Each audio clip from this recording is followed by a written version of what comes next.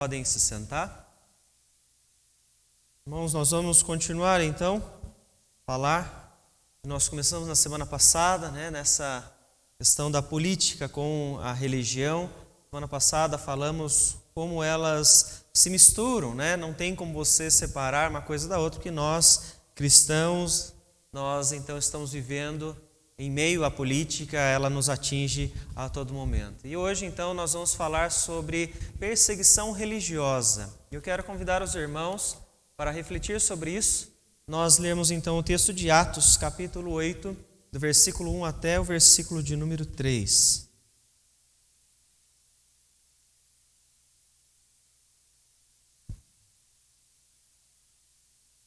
Atos, capítulo 8, do versículo 1 até o versículo de número 3. Diz o seguinte, a palavra do Senhor. E Saulo consentia na sua morte. Naquele dia levantou-se grande perseguição contra a igreja em Jerusalém. E todos, exceto os apóstolos, foram dispersos pelas regiões da Judéia e Samaria. Alguns homens piedosos sepultaram Estevão e fizeram grande pranto sobre ele. Saulo, porém, assolava a igreja, entrando pelas casas e arrastando homens e mulheres, encerrava-os no cárcere. Vamos orar mais uma vez? Querido Deus, em nome de Jesus, diante da Tua palavra, nós pedimos ao Senhor, ó Pai, que nos abençoe, que nos dê entendimento, que o Senhor esteja guiando este momento de estudo, para que viermos a concluir, ó Deus, seja sempre, ó Deus, para a honra do Teu santo nome, ó Pai.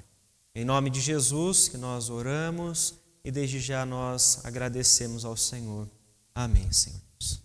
Irmãos, o livro de Atos, como nós bem o conhecemos, mostra então o início da igreja após a ascensão de Cristo Jesus. E nesse texto em específico há um momento então de mudança para o comportamento da igreja. E eu quero destacar então algumas coisas que acontecem nesta perseguição que nós temos então iniciando a partir do capítulo de número 8 de uma maneira mais intensa. Quero colocar aqui então três questões: pessoas, a prova e o pranto. Veja então que o capítulo 8, no versículo de número 1, ele começa mostrando então a figura de Saulo. Saulo consentia na sua morte. Na verdade, ele vem encerrando aquilo que estava acontecendo na narrativa do capítulo de número 7, quando fala então sobre a defesa de Estevão, que havia sido instituído diácono, e então acaba sendo morto por causa da sua fala, da sua postura, da sua pregação com relação a Cristo Jesus. E o texto traz então Saulo consentindo com a morte então de Estevão. Nós vemos o texto mostrar para nós então essa expressão aqui, consentia, ela diz algo que não era pontual, mas era algo contínuo. Então, a postura de Saulo, ela estava sempre então consentindo, contrariando aquilo então que Estevão ou que outros cristãos faziam, aqueles do caminho, conforme a palavra vem trazer que eles eram assim chamados. O texto mostra para nós então alguns detalhes dessa postura de Saulo. O que nos mostra então, nos lembra, nesse momento que Saulo estava envolvido. Porque a perseguição religiosa que você vai encontrar no livro de Atos, ela acontece então através de pessoas. Saulo vem representar aqui para nós, nesse momento, uma dessas pessoas que se levantam contra a igreja, e nós vamos ver outros textos que mostram para nós também como Herodes, que se levantou e teve atos de tirar a vida de outros discípulos, de outros apóstolos. O que nós vemos então sobre Saulo é bastante interessante e relevante para nós nesse momento para analisarmos essas pessoas que se envolvem então em posturas dessa forma tão extrema contra a igreja do Senhor. Gálatas capítulo 1, versículos 13 e 14, mostra então para nós quem era Saulo. O próprio Paulo, nas suas cartas, ele vem então mostrar quem era ele antes de se converter, antes de servir então a Cristo Jesus. Ele diz então, capítulo 1 de Gálatas, versículo 13, porque ouvistes qual foi o meu procedimento outrora no judaísmo, como sobremaneira perseguia eu a igreja de Deus e a devastava. E na minha nação, quanto ao judaísmo, avantajava-me a muitos da minha idade, sendo extremamente zeloso das tradições de meus pais. Então, Saulo não era alguém desobediente à lei, não é? Nós vemos o texto trazer para nós, né? Você encontra isso em outros momentos ao longo do livro de Atos mesmo, que Paulo mais à frente vai ser então aquele que vai aparecer mais, e ele vem dar alguns testemunhos sobre a sua vida antes de Cristo. E ele vem mostrar que ele era zeloso pela lei. Então veja só que interessante que o texto está trazendo para nós, que pessoas que se envolvem em perseguição religiosa nem sempre são pessoas que não têm religião, nem sempre são pessoas que não acreditam em Deus, né? Ou em algum Deus, ou em alguma religião, né? A carta de Paulo a Timóteo mostra para nós que quando ele fazia isso, né? Consentia com a morte de alguns cristãos, ele fazia isso com a consciência tranquila, porque acreditava que, sendo zeloso da lei, ele estava vivendo então em obediência ao Senhor. Versículo 3, voltando a Atos capítulo 8, mostra para nós então o que tanto Paulo fazia contra essas pessoas. O texto diz, Saulo, antes de então ele ter essa mudança no nome, na expressão apenas para determinar o momento da sua vida, Temos aí então Saulo, porém, versículo 3, assolava a igreja, entrando pelas casas e arrastando homens e mulheres, encerrava-os no cárcere. Diferente então da palavra consentia, que mostra para nós uma questão frequente, a palavra assolava, ela descreve aqui como se fosse uma ação de um animal devastando ou destruindo a sua presa, destruindo a sua vítima.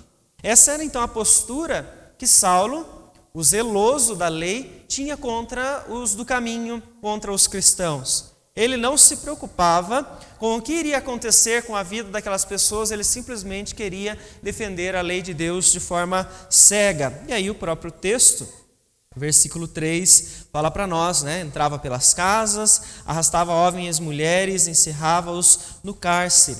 Então veja que este exemplo de Saulo mostra para nós o que é que as pessoas que são contrárias a Cristo, que é o exemplo de Saulo neste momento, depois ele vai ser convertido ao cristianismo, até onde eles estão dispostos a ir para defender um ideal, para defender uma filosofia ou até mesmo para defender uma crença.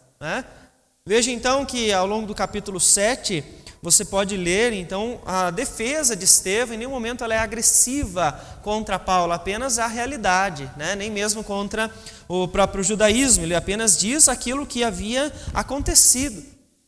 Então veja até onde essas pessoas estão dispostas a ir. Até a morte de inocentes, como Estevão neste caso. Você pega Atos capítulo 22, quero pedir à igreja que abra comigo, que é outro momento da descrição ou testemunho de Paulo. Atos 22, versículo de número 4.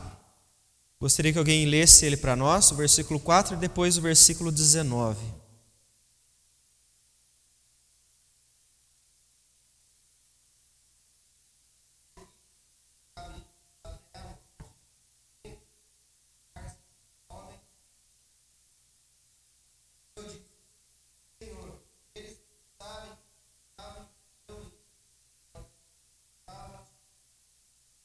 Veja só então no texto, na própria fala de Paulo, aqui já um Paulo que já se converteu, já está seguindo a Cristo, pregando o Evangelho. Ele conta então que ele não se preocupava, lançava essas pessoas ao cárcere, ou seja, ele fazia parte daqueles então que procuravam os cristãos, entrando pelas casas para levar essas pessoas presas, e como ele diz no versículo de número 19, se fosse necessário, açoitando essas pessoas. Então veja até que ponto, até onde essas pessoas que são contrárias ao cristianismo, elas estão dispostas a ir.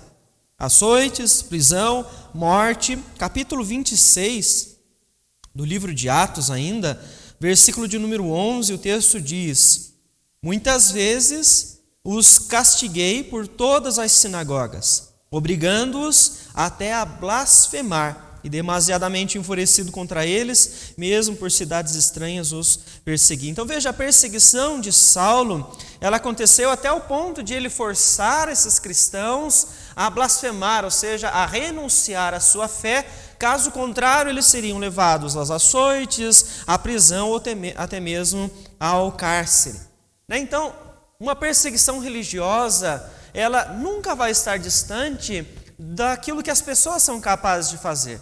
Pessoas são os meios pelos quais a igreja pode, então, acabar sofrendo isso. Atos capítulo 12 traz para nós um outro momento, de um outro exemplo também de perseguição. Alguém pode ler para nós, por favor? 12, versículos 1 e 2.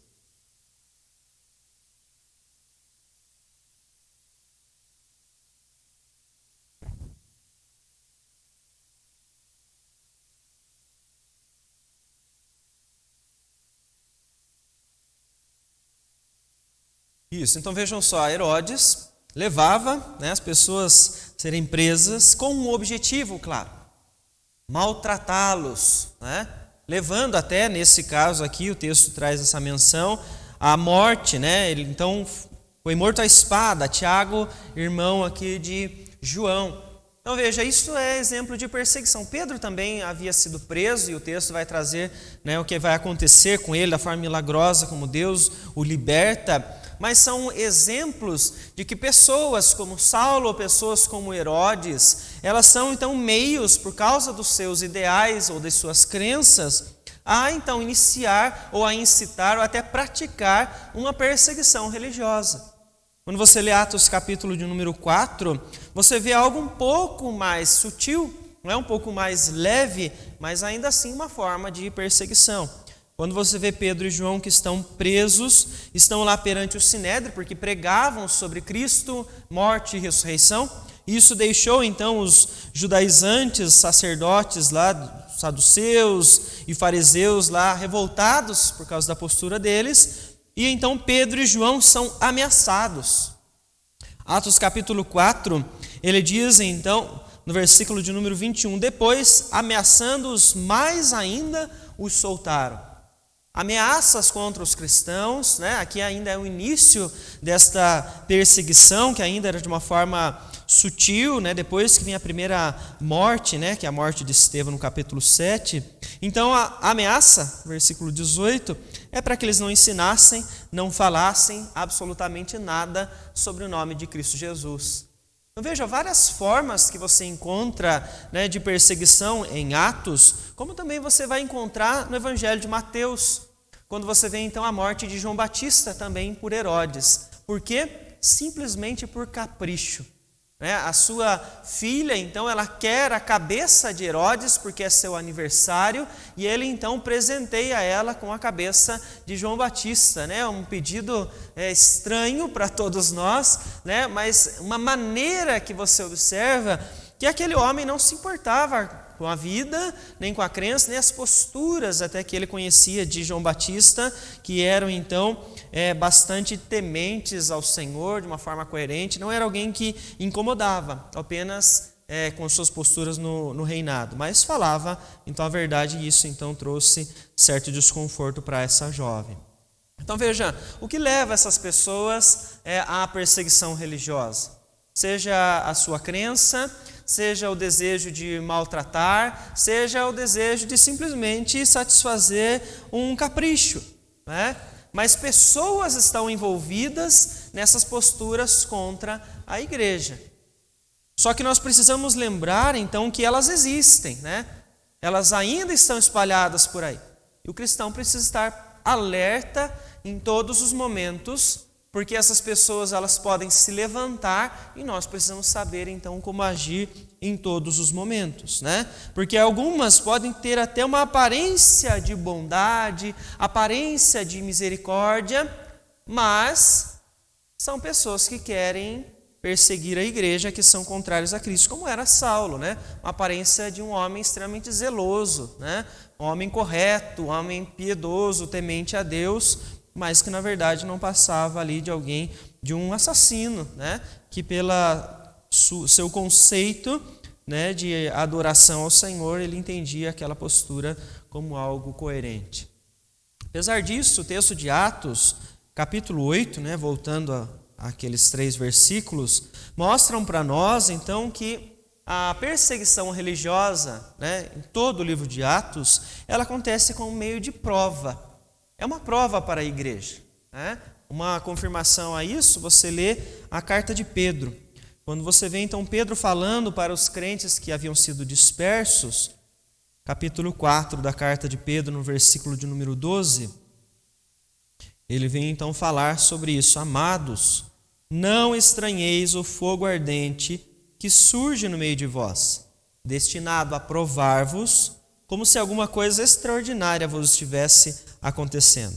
E aí ele continua dizendo sobre o privilégio que é sofrer em nome de Cristo, né? Então ele vem dizer aqui que muitas vezes esse fogo estranho, que ele está chamando ali das dificuldades, das provas, né, são enviados por Deus ou permitidos por Deus para que a igreja possa até se desenvolver, né? Você observa então que a partir de Atos capítulo 8, a igreja não permanece mais fechada ali exclusivamente em Jerusalém. Ela passa até a cumprir a ordem de Jesus. Em Atos 1:8 diz para eles saírem, né, de Jerusalém para continuar dando o testemunho. O teólogo Wiersbe, ele diz então que nesse momento o sal estava sendo retirado do saleiro de Jerusalém, porque eles saem para a Judéia, eles saem para Samaria para continuar então a pregação do evangelho. Então veja, é um momento que Deus usa e permite para crescimento, para desenvolvimento da igreja. Eles passam a viver então em outras regiões e continuam aí pregando o evangelho, né?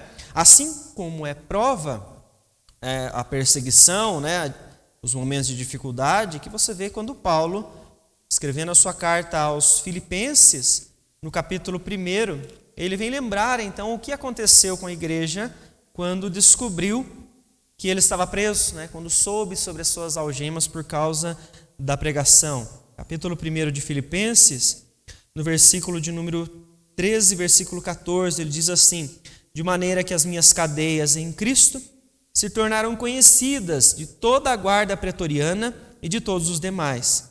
E a maioria dos irmãos, estimulados no Senhor por minhas algemas, ousam falar com mais desassombro a palavra de Deus. Então veja, o Senhor usou aquela perseguição, o Senhor usou a prisão de Paulo, o Senhor usou a dispersão dos crentes, né, através da carta de Pedro. Nós vemos porque traz novos desafios para a igreja, traz crescimento, traz maturidade.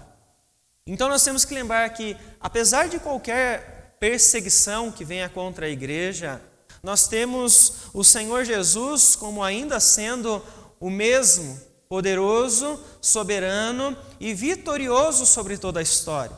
Então, apesar de qualquer dificuldade, a igreja não será derrotada em momento algum. Cristo já venceu e está conduzindo a sua igreja para esta mesma vitória.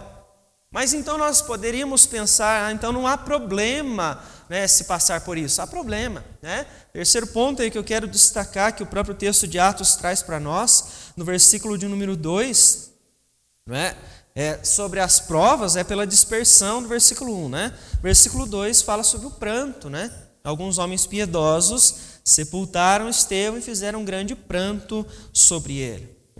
O texto traz para nós aqui, parece até uma forma simples, né? Mas é a tristeza, é a dor que eles estão sentindo por causa de alguém, um irmão que acabou de ser morto por causa da pregação do evangelho. Jesus, quando toma conhecimento da morte de João Batista, você pode ver em Mateus capítulo 14, versículo 13, ele recebe aquela notícia e aquilo vem então de encontro com ele, ao ponto de que ele sai daquele momento, daquele local, se afasta, fica sozinho naquele instante, para ter um momento de comunhão com o Pai, porque ele sente esta dor, ele sente a perda de João Batista, a quem ele conhecia, a quem havia então o batizado, né, que ele havia passado pelo batismo através então da mão, né, do próprio João Batista. Então, o sofrimento, né, vem sobre a igreja quando ela acaba vivendo a perseguição religiosa. né? Nós não podemos excluir isso, tá? Apesar de toda a soberania de Deus e permissão em toda a história. Há sofrimento, há dor, há humilhação para os cristãos quando eles acabam sofrendo qualquer tipo de perseguição religiosa em qualquer intensidade, né? Quero trazer aqui para os irmãos um dado do site Portas Abertas, que tem trabalhado com mais de 60 países onde existe a perseguição religiosa, né? A igreja cristã vem sendo perseguida, que há um aumento na perseguição, né, ao longo desses países. Eles mostram então que em 2020 houve então a morte de 2.983 pessoas. 2021, 4.761 e 2022, até setembro, 5.898. Então, é um aumento progressivo de perseguição religiosa nesses países e morte por causa do Evangelho. Por causa da pregação da palavra, por causa de simplesmente eles conhecerem a Cristo ou carregarem uma Bíblia, né? Em alguns países isso é algo muito mais intenso. Apesar de todo o pranto, apesar de toda a dor, a palavra mostra para nós que em todos os momentos que aconteceu perseguição religiosa, os crentes não desanimaram. Eles não desistiram. Você vê o próprio texto de Atos 8, depois então que eles são dispersos por causa da morte de Estevão, né, dessa perseguição que se intensifica, nós vemos aí Filipe, né, um grande evangelista, que sai então pregando em Samaria, né, depois desta dispersão, ou seja, não desistiram, continuaram pregando o evangelho. Você observa então tantos outros, né, o próprio texto depois que é dito a nós, que Tiago, irmão de João, é morto, né, a fio de espada. Você tem então Pedro, que sai da prisão de uma forma milagrosa, porque Deus, através de um anjo, abre as portas do cárcere, faz ele passar ali, até ele chegar então a uma casa onde estava tendo um culto, né, uma reunião onde eles oravam pela igreja, e ele continua pregando, né? Apesar da notícia de que Tiago havia sido morto, ele não para, né? O próprio Cristo, quando sabe de João Batista, não para de anunciar o evangelho, continua falando. Paulo é um exemplo disso. Paulo foi preso por causa do evangelho, né? Uma perseguição, mas ele ainda assim enviou cartas para as outras igrejas e os seus filhos na fé, para que eles pudessem continuar servindo ao Senhor. Então, o que é que nós aprendemos com esta questão deste pranto? A igreja sofre. Nós não podemos ignorar o fato de que existem pessoas que sofrem hoje perseguição religiosa. Não podemos fechar os nossos olhos para isso como se não houvesse isso em lugar nenhum no mundo, não é? Então, nós sofremos com aqueles que sofrem, não deixando mesmo assim de fazer o nosso papel, cumprir a nossa missão. Apesar disso, nós não podemos então ser negligentes no nosso país e permitir que isso venha sobre nós, né, sendo então aqueles meios pelos quais a perseguição e todo o sofrimento e toda a dor possa então vir sobre o nosso Brasil, né? Mas para nós então podemos falar um pouco sobre isso, né? Daquilo que aconteceu na igreja primitiva, que Atos vem então nos ensinar, é através de pessoas que isso pode acontecer. Mas nós temos aí uma proteção, vamos dizer assim.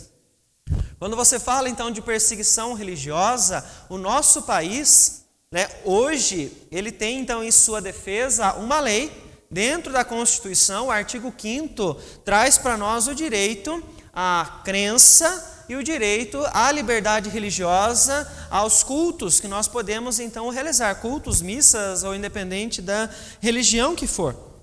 Então, se você for observar, a nossa Constituição nos ampara quanto a este ponto, né? Aí nós temos então que pensar uma questão: quando é que isso então poderia ser ruim para nós? Quando que a liberdade religiosa poderia ser retirada para chegar a um ponto de nós então sermos perseguidos? Existe essa possibilidade? Se isto é um artigo da nossa Constituição, existe uma chance de nós então vivermos hoje perseguição religiosa? Ou você acha que não?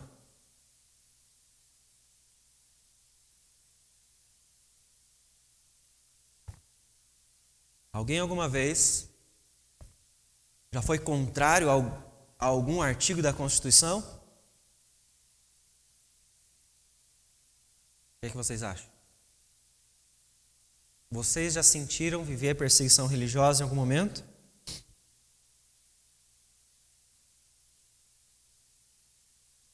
O que nós poderíamos pensar aqui? Abril do ano passado, essa discussão chegou no Supremo. Por quê? Em meio à pandemia, nós tínhamos esta questão. Cultos, igrejas, enfim, qualquer expressão religiosa que nós temos aqui no nosso país, era uma aglomeração. E aí a proibição que nós tivemos era: não devem mais se reunir nas igrejas para prestar culto a Deus. Não vivemos isso? A discussão das posturas de cada um daqueles que votaram, então, a favor do fechamento das igrejas, passa por esse artigo. Por quê? O artigo 5º garante a nós o direito de crença. Mas ninguém infringiu o seu direito de crença durante a pandemia. Você continua acreditando no Deus que você acredita. Mas e quanto à liberdade religiosa? Porque nós vemos que foi tirado de nós o direito de vir aqui e prestar um culto a Deus. Então veja só o que é interessante da gente analisar. Temos na Constituição um artigo que nos ampara, mas em determinadas circunstâncias a Constituição pode ser desconsiderada.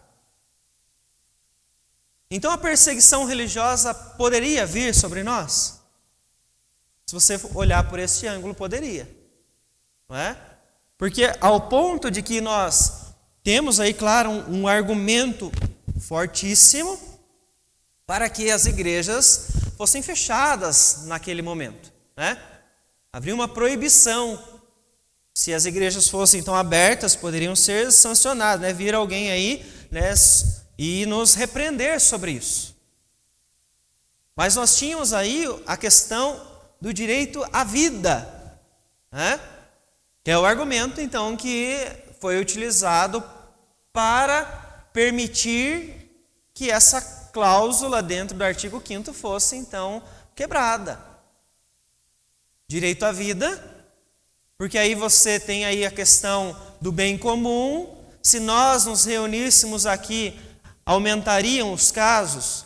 Poderiam aumentar? Poderiam, mas isso eram apenas cogitações ainda, Não se tinha certeza disso tudo ainda. Até porque nós vimos em alguns momentos ao longo da pandemia que começou-se a flexibilização, liberou-se comércio, mercados e a igreja. A igreja continuou fechada. E o artigo 5º, quem é que se levantou para lembrar do artigo 5º do nosso direito? Ninguém. Nós quase que ficamos como o último grupo que pôde voltar às reuniões, e a impressão que dava é que nós éramos propagadores, os maiores propagadores do vírus. Não estou dizendo que aqui dentro não era possível ou não é possível ainda, Mas é que para nós podermos pensar em como que a lei é tratada no nosso país e até que ponto isso então pode ir. Qual é o extremo que isso pode chegar? Porque quando você olha, então, vou fazer aqui uma comparação, Saulo fazia tudo em nome da lei, na lei de Deus, mas era da lei. Até onde ele podia chegar?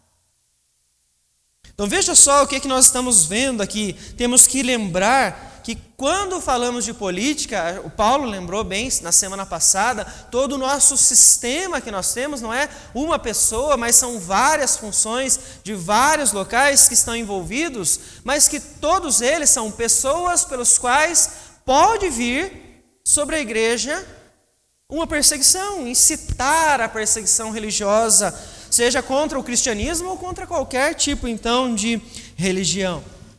Um dos que votou a favor da restrição da igreja chegou a dizer que houve proporcionalidade no momento da votação, que aquilo havia sido então levado em consideração de forma proporcional a todos, que todos estavam tendo o seu direito ali acatado de maneira proporcional. Quando é que perguntaram para a igreja o que a igreja pensava, né? Claro que não há essa discussão, não há esse espaço para isso, né? Mas decidiu-se então que em certo momento algo era essencial e outras coisas não eram. Quando você fala sobre vida, quando você fala sobre pessoas, a vida religiosa das pessoas é algo essencial ou não é? É algo que a gente tem que pensar, porque isso passou, a igreja não se levantou, nós acatamos simplesmente. Será que deveríamos ter brigado ou não? Porque um direito foi violado, de certa forma, por causa de outro. Mas quantas vezes mais isso pode acontecer? Porque aí consideramos que não era essencial prestarmos culto como comunidade, juntos. E aí surgiu, a expressão culto online. Vamos fazer culto online. Do culto online foi para ceia online, foi para batismo online, os absurdos que surgiram em meio a toda a pandemia. A igreja ficou confusa, porque nem a igreja mesmo sabia o que era o culto. E considerou que culto online era um culto a Deus, quando não é. A expressão está errada. É uma transmissão de uma mensagem, é a transmissão de um culto, é a transmissão de uma devocional, mas não é o culto. E nada mais é do que a reunião da igreja, onde aprende algo de forma comunitária para viver isso no individual. Mas esta expressão de adoração e fé dos cristãos, ela foi retirada.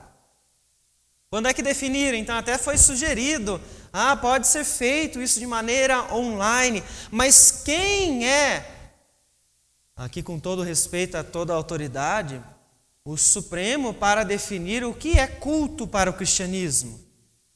Se a lei garantia para nós o direito à liberdade religiosa. Quem são essas pessoas para definir diante do cristianismo o que é essencial e o que não é? Estou falando do cristianismo porque é o nosso barco, Pode pegar qualquer outra religião. Eles também deixaram então de servir os seus deuses e prestar os seus cultos. Então veja só, as pessoas definiram por nós o que era essencial, qual era a importância do culto. E nós achamos que estava tudo bem. Será que uma opção para garantir o direito às igrejas continuarem abertas não era simplesmente o fato de orientar para que o volume de pessoas fosse menor? Para que aumentassem as atividades? Para que a higienização fosse maior, mais intensa? Não seria uma opção? Por que fechar era opção? Por que impedir a expressão de fé do cristão era uma opção naquele momento? Então veja, nós poderíamos olhar isso como uma forma de perseguição religiosa ou não. Depende do ponto de vista que quantos argumentos você aceita para esse momento. Quando você considera o direito à vida, o bem comum como algo maior. Mas eu entendo que quando eu penso em vida, eu penso que a expressão de fé, independente da religião que a pessoa tenha, claro que não acredito que aquilo vai trazer tantos benefícios para os outros quanto o cristianismo traz para nós, pela fé em Cristo e a palavra, mas quando se trata sobre vida, você fala sobre saúde, você fala sobre questão emocional, você fala sobre sanidade mental das pessoas, o quanto que a expressão de fé das pessoas poderia ter protegido as pessoas de entrar no que estão hoje vivendo quanto síndrome do pânico e crise de depressão. mas foram privados dessa comunhão. Foram privados deste relacionamento. Privados talvez de um direito que eles tinham diante da própria Constituição. Então nós temos que pensar, foi um momento específico que ninguém nunca tinha vivido, que ninguém nunca tinha parado para pensar o que poderia acontecer, mas que aconteceu. E se voltar, a pandemia ainda não acabou. Se voltar a restrição com os mesmos argumentos, mesma restrição de culto. Claro que a igreja poderia ter aprendido inúmeras questões quando foi retirado de nós do privilégio, né? A igreja poderia ter olhado para isso e ter dito, olha como o culto presencial ele é realmente importante, é único, nada substitui. Infelizmente nunca aconteceu isso, né? A igreja aproveitou a pandemia para mostrar o comodismo que existia, para mostrar a fé fraca que existia, e algumas pessoas nem voltaram, nem vão voltar. Mas nós vemos então a possibilidade que aconteceu em um certo momento e o risco disso voltar então novamente sobre a igreja. Então, o que é que nós precisamos pensar? O que é que nós precisamos então ficar alertas nesse período de eleição, onde a igreja é responsável por, através do seu voto, colocar certas pessoas com poder para que elas possam direcionar isso. Então nós temos que entender que algumas pessoas, elas, quanto ao plano de governo, né, se você falar aí de presidentes, elas não estão preocupadas com a liberdade religiosa. É ausente total o assunto no plano de governo delas. O que é que isso significa para você? Se ela não fala sobre isso, é porque talvez ela não se importe com isso. É porque talvez, durante o governo dessa pessoa, se surgir uma perseguição religiosa, posturas de intolerância religiosa com qualquer tipo de crença, ele não se importa. Porque dentro do ideal, do plano de governo dessa pessoa, ele não inseriu nada quanto a isso. Então, o que é que nós precisamos ficar alertas, né? Vou destacar aqui 3 questões. Onde existir pouco ou nenhuma preocupação com liberdade religiosa. As pessoas, os candidatos que você tem analisado, se eles não se posicionam com relação a isso, já é um alerta para nós. Porque pode haver riscos sobre a igreja. Claro que eu mencionei. Pode ser tempo de prova que Deus vai trazer sobre a igreja, pode ser, mas essa é outra questão que não está sob nosso controle. A nós cabe negligência ou não, omissão ou não, com relação ao que nós conhecemos e sabemos e podemos optar ali no momento de um voto simples, né?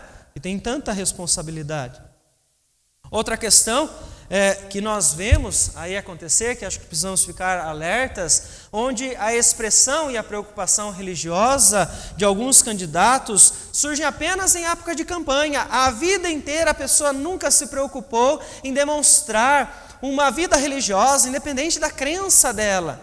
Isso a gente vê em muitos lugares, né? Quantos candidatos que agora que a campanha começou de verdade, né, já está na televisão, já está em todas as mídias, aí os candidatos estão indo para cultos, aí os candidatos estão indo para missas, aí os candidatos estão indo para terreiro, para poder ganhar os seus eleitores. Tem que ficar atento a isso, né? A essa expressão de fé que essa pessoa começou a ter no momento da campanha, né? E preocupação que ela tem realmente com isso, né? Com esses grupos, né? Outra questão que eu acho que é muito importante, nós conhecermos aqueles que nós vamos escolher, né? Porque existem muitos que têm posturas e parcerias com pessoas, até mesmo países, que desprezam completamente o cristianismo, né? Então, isso é importante para nós. Se existe algum candidato que apoie países que não se preocupam com liberdade religiosa ou que já restringem isso, é alerta para o cristianismo. Alerta para a igreja. Por quê? Porque se ele apoia uma pessoa que faz isso, qual é a dificuldade que essa pessoa vai ter de seguir essa mesma linha? De abrir mão de qualquer preocupação com liberdade religiosa. Pouco importa para essa pessoa o cristianismo, né? O que cabe a nós. Se você for ver agora, né, recentemente, a Nicarágua, né, está aí com a sua perseguição contra os cristãos, perseguição contra os católicos, está levando padres à prisão. Você não se preocupa com o catolicismo? É cristianismo que eu estou falando, né? Então esse tipo de apoio tem que ser um sinal de alerta para nós, né? A China, o que a China fez recentemente? Abril deste ano, a China agora, você sabe toda a ditadura que acontece dentro da China, agora nem mesmo transmissão online é livre mais. Agora vai ser regulamentado, precisa de autorização do governo para que qualquer cristão ou qualquer outra crença que às vezes vai contra o próprio governo, o sistema de governo ou leis do país, eles vão precisar de autorização para isso. Se um candidato apoia e acha bonito um país como esse, isso é sinal de alerta para mim como cristão. Por quê? Se eu acho interessante o sistema de governo chinês e aquilo que ele faz com os cristãos, o que é que me impediria de fazer, incitar, levantar bandeiras contra isso quando eu assumir o poder? Às vezes a gente fala, não, perseguição religiosa está longe de nós. Será que está mesmo? Será que o Brasil não pode se tornar uma China? Ah, você fala assim, não, nenhum candidato está falando isso nos seus planos de governo. Mas ele não vai falar mesmo. Por quê? 85% da população brasileira é cristã. Então eles não vão falar, porque senão eles perdem o eleitorado. É muito mais fácil ir no culto, ir na missa, para poder ganhar o eleitorado e depois mostra a realidade do seu projeto. Perceba quais são as coligações dos candidatos à presidência que você está analisando para votar. Veja o que os parceiros deles pensam. O que é que eles votam, o que é que eles idealizam. Pode influenciar. Se são parceiros é porque alguma coisa eles pensam juntos. Isso é sinal de alerta para nós. Né? Porque nós podemos sofrer perseguição religiosa, se da mesma forma como nós nos preocupamos ou devemos nos preocupar, como a palavra nos diz, com qualquer tipo de perseguição religiosa que a igreja esteja sofrendo em qualquer lugar do mundo, porque a igreja deve sofrer com os que sofrem, se entristecer com os que estão tristes agora, nós temos que ficar alertas para não sermos os próximos. Para que esse tipo de situação, circunstância, sofrimento, humilhação, prisão, morte, não venha sobre o nosso país. Alguém gostaria de comentar alguma questão sobre isso?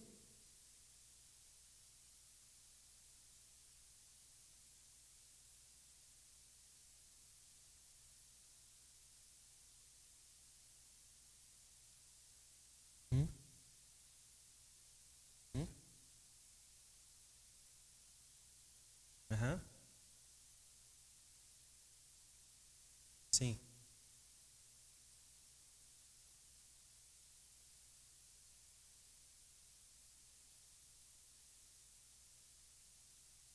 Uhum.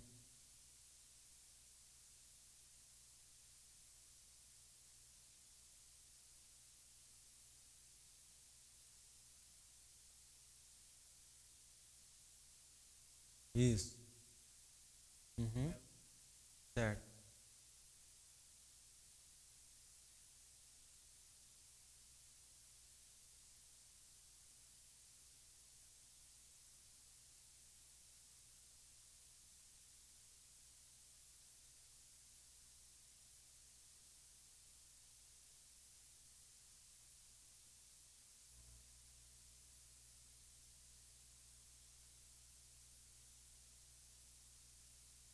Optar, né? Uhum.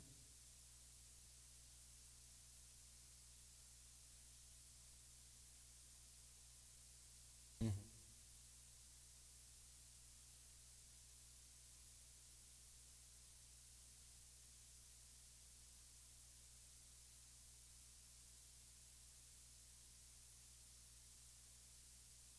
E é uma questão que você deveria defender, claro, né?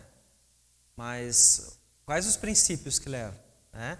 Então, é claro que a fé ali não vai ser argumento para eles em nenhum momento, né? mas os princípios vão direcionar as decisões, as escolhas, né?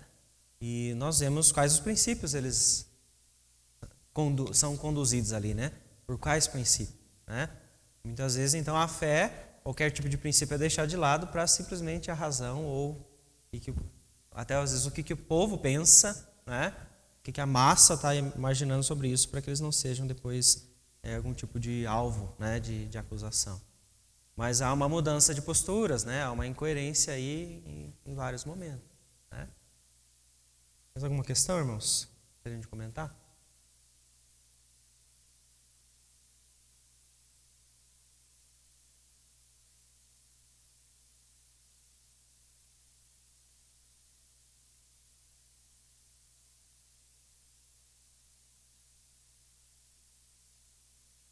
Uhum.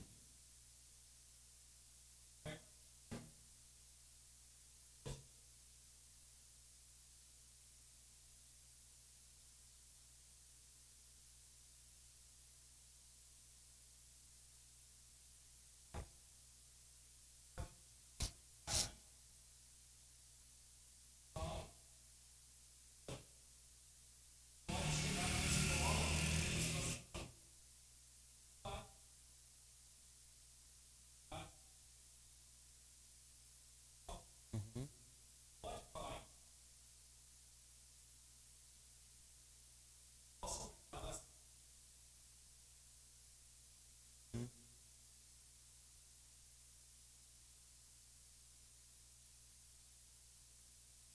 Uhum. Na verdade,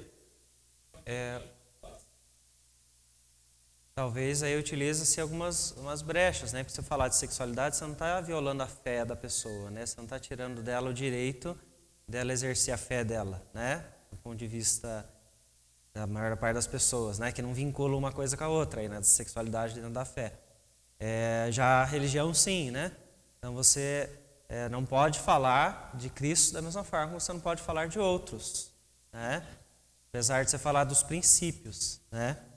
A não ser que seja uma aula específica, né, sobre essas questões, né? Mas acontece, né, de algumas maneiras, em alguns caminhos, as posturas estão sendo defendidas, né? Então, aquilo que as pessoas acreditam está se infiltrando e a igreja precisa estar atenta a tudo isso, né? Mais alguma questão, irmãos?